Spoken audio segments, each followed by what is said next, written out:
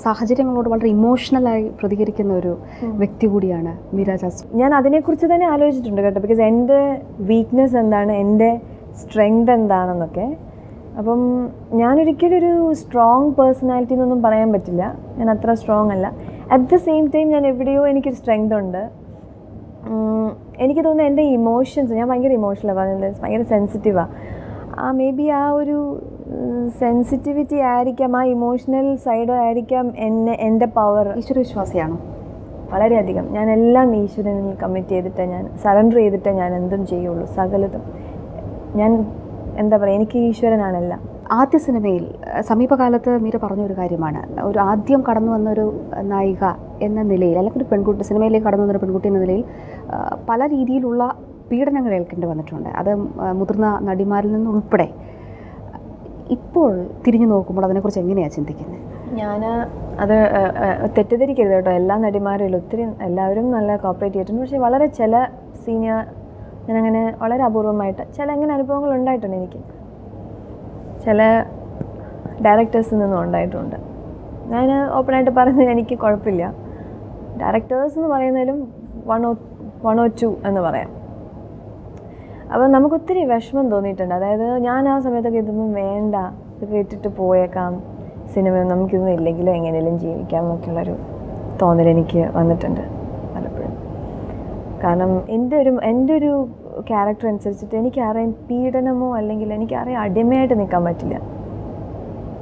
ഇപ്പോൾ ഞാൻ പറഞ്ഞില്ലേ, നേരത്തെ എന്നോട് ചോദിച്ചില്ല ഈശ്വര വിശ്വാസിയാണോ എന്ന്. മേ ബി ഈശ്വര വിശ്വാസി ആയതുകൊണ്ട് മാത്രമായിരിക്കാം എനിക്കങ്ങനെ ആരെയും അടിമയാകാൻ പറ്റാത്തത്. ഞാൻ ഈശ്വരനിലെല്ലാം സമർപ്പിച്ച് ചെയ്യുന്നൊരു കുട്ടിയാണ്. എനിക്ക് തന്ന സൗഭാഗ്യങ്ങളും എനിക്ക് തന്ന സങ്കടങ്ങളും സന്തോഷങ്ങളും എല്ലാം എൻ്റെ ദൈവം എനിക്ക് തരുന്നതാണ്. ഇപ്പം ഞാൻ സിനിമയിൽ നിന്ന് വരണം, അല്ല ഞാൻ ഇന്ന് ഇവിടെ ഇരിക്കണം, അതെൻ്റെ ദൈവം തരുന്നതാണ്. അല്ല ഞാൻ നാളെ പോകണം, ഞാനിവിടെ ഇരിക്കാൻ പാടില്ല, അതെൻ്റെ ദൈവം നിശ്ചയിക്കുന്നതാണ്. അങ്ങനെയുള്ളപ്പോൾ വേറൊരു വ്യക്തി ആരാണ് തീരുമാനിക്കാൻ? അതിലെനിക്ക് ഭയങ്കര എന്താ പറയുക, ഞാൻ അതിലുറച്ച് വിശ്വസിക്കുന്നു. ഒരു സ്വതന്ത്ര ചിന്ത അത് കരിയറിൽ വിഷമം ഉണ്ടാക്കിയിട്ടുണ്ട്. എൻ്റെ ഡയറക്ടേഴ്സ്, എൻ്റെ പ്രൊഡ്യൂസേഴ്സ്, ഓഫ് കോഴ്സ് നമുക്ക് കാശ് മുടക്കി പടം ചെയ്യുന്ന നമ്മുടെ പ്രൊഡ്യൂസേഴ്സ്, നമ്മൾക്ക് വേണ്ടി ഡയറക്ടർ എന്ന് പറയുന്നൊരു ഏറ്റവും വലിയൊരു റെസ്പോൺസിബിലിറ്റിയാണ്. അവരെയൊക്കെ ഞാൻ സ്നേഹിക്കുകയും റെസ്പെക്റ്റ് ചെയ്യുകയും ചെയ്യും. ഞാൻ അവരെ മാത്രമല്ല, ഞാൻ എല്ലാവരെയും റെസ്പെക്റ്റ് ചെയ്യും.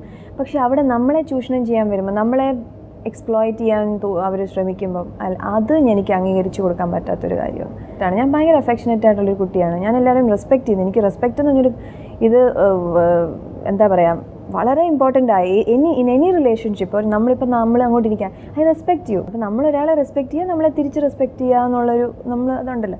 അപ്പം പക്ഷേ നമ്മൾ പുതിയതായിട്ട് വന്നു, അല്ലെ നമുക്ക് വേറെ ഇപ്പോൾ ഒരു ധാരണയുണ്ടെന്ന്, പുതിയതായിട്ടൊക്കെ വന്ന ആർട്ടിസ്റ്റുകൾ നമുക്ക് വേറെ വഴിയില്ല, അങ്ങനെയൊക്കെയുള്ളൊരു ധാരണ കൊണ്ടായിരിക്കാം അവരതങ്ങനെയൊക്കെ ചെയ്യുന്നത്. പക്ഷേ ഞാൻ അന്നും എൻ്റെതായ രീതിയിൽ ഞാൻ ഫൈറ്റ് ചെയ്യുമായിരുന്നു. അതെന്താണെന്നറിയില്ല. അങ്ങനെ ചെറുത്തു ദൈവമായിരിക്കും എന്നെ അത് ചെയ്യിപ്പിക്കുന്നത്. ഞാൻ എല്ലാം എന്നെ ദൈവമാണ് ചെയ്യിപ്പിക്കുന്നത്. അങ്ങനെ ചെറുത്തു നിന്നാൽ ഈ ഫീൽഡിൽ വിജയിക്കാമെന്ന് തെളിയിച്ചു എന്നാണോ മീര പറയുന്നത്? എനിക്കറിയില്ല. ഞാൻ വിജയിച്ചിട്ടുമില്ല, തോറ്റിട്ടുമില്ല, ഒന്നുമില്ല.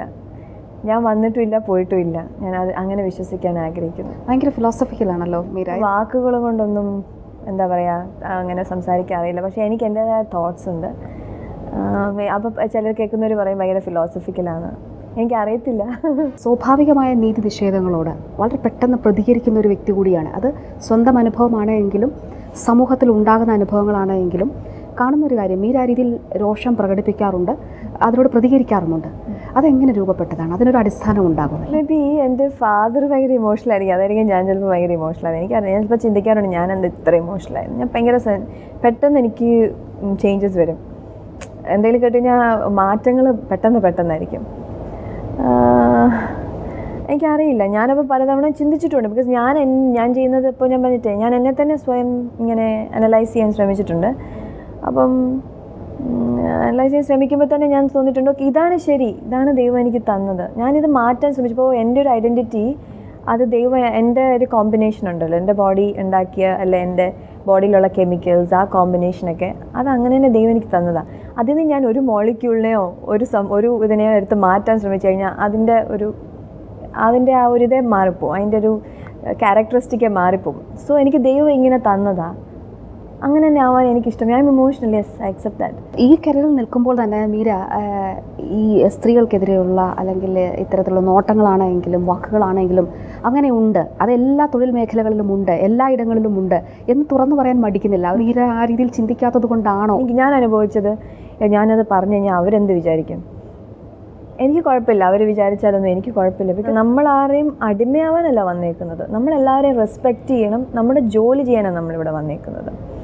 സോ അത് തുറന്ന് പറയുന്നതിൽ എനിക്ക് ഒരിക്കലും ഒരു ഭയമില്ല. നാളത്തെ അതിനെന്താണ് ഒരു ആഫ്റ്റർ ഇഫക്റ്റ്, അല്ലേ എന്നെ അവർ ഇനിയും അവഗണിക്കുമോ, അല്ലെ എന്നെ മാറ്റി നിർത്തുമോ? പക്ഷേ എന്നെ ദൈവമാണ് മാറ്റി നിർത്തുന്നതും എന്നെ ദൈവമാണ് കയറ്റുന്നതും. സോ ഞാൻ അതിലൊരിക്കലും ഭയക്കുന്നില്ല. ഇതാണ് ഞാൻ എന്ന് മീര പറയുമ്പോൾ മീരയുടെ സ്വഭാവം തെറ്റിദ്ധരിക്കപ്പെടുന്നുണ്ടോ? എന്നെ ശരിക്കും അടുത്തറിയാവുന്ന ആളുകൾക്കറിയാം ഞാൻ ഭയങ്കര സോഫ്റ്റാണ്, ഭയങ്കര ലവിങ് ആണ്, ഭയങ്കര കെയറിങ് ആണ്.